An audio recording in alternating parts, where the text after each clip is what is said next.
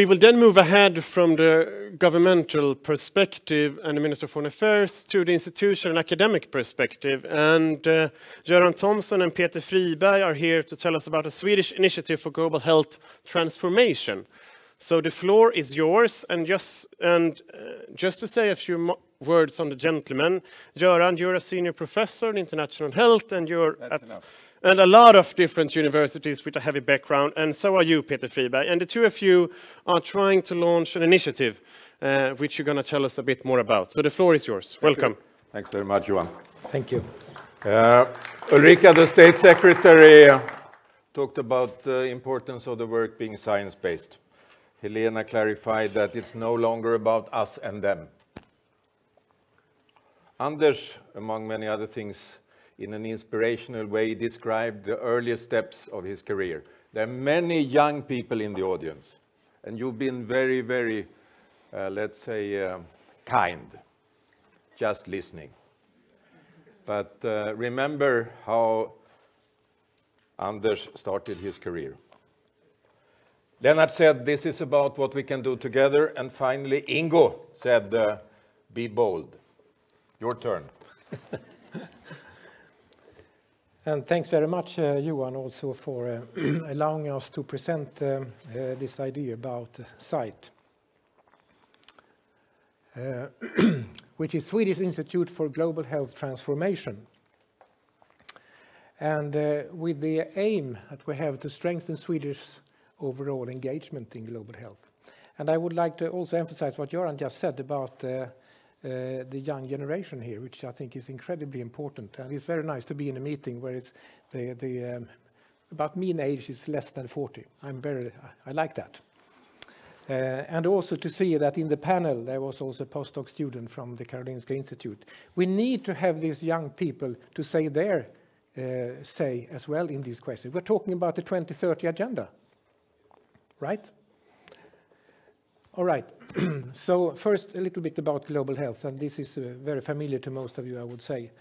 But we have to have a priority on improving health, that has been said today, and achieving equity in health for all worldwide. And this can be done only with transnational health issues, and analyzing the determinants and the solutions for this work. And how is that be done? And we haven't discussed so much about research and education today. So that's a little bit our job here. Because it is important, it is vital with the research, follow-up, and so on. And also, as I say, with the students, with the education and practice, of course, implementation. And we can't do this without the interdisciplinary work that has also been emphasized today. Many disciplines, and that has, I think, been wonderful to see that here today in reality with all these different organizations. I think that's great. We need then to synthesize knowledge for the population and prevention, but also for care. Although this meeting is for fragile states, we are talking about the SDGs, which is global, which is also then is health for Sweden. So the leadership is pivotal for this. So we need to strengthen the Swedish leadership in global health, and in these quite difficult times of challenges ahead of us and also prevailing.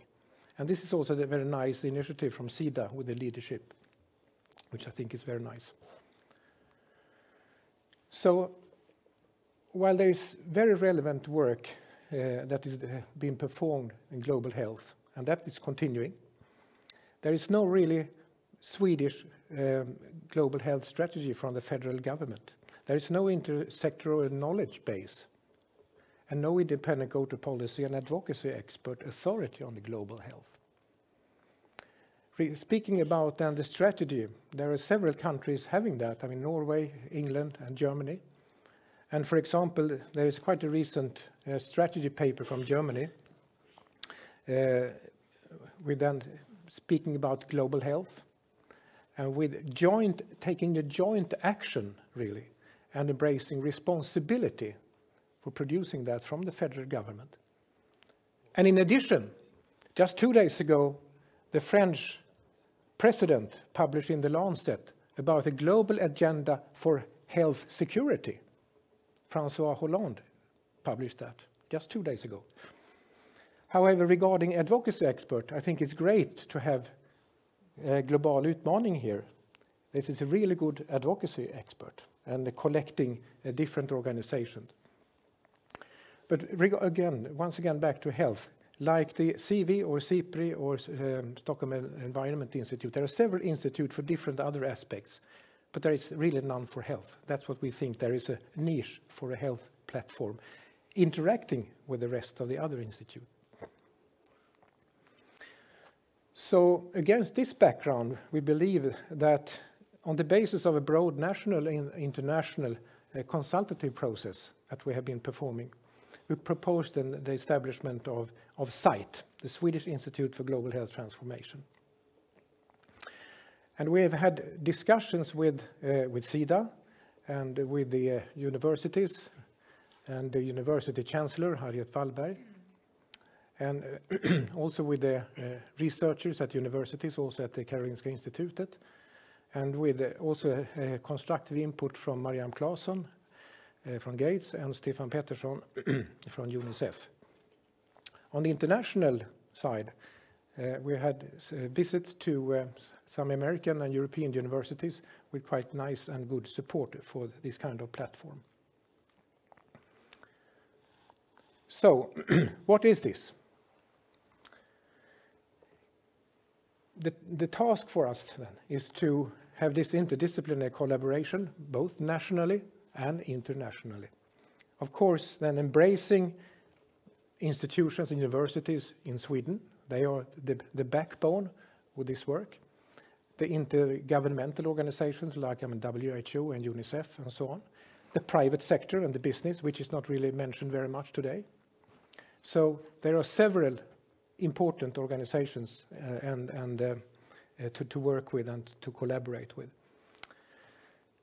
We think that there will be a small secretariat, with the director and a deputy director, an economist, an administrator, communication office and function, and of course a strategist to lead this the project.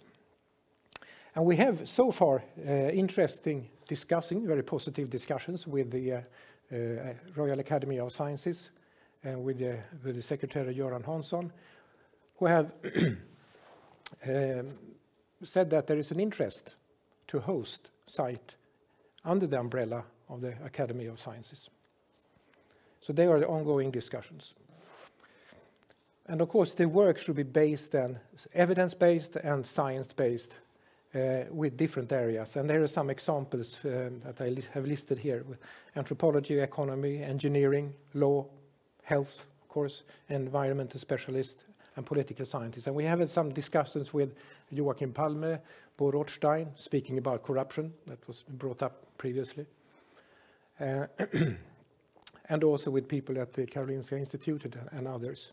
On the international side, we have had good discussions also with the rights perspective and law perspective with Professor Lawrence Costin's group and University of Georgetown in Washington, D.C.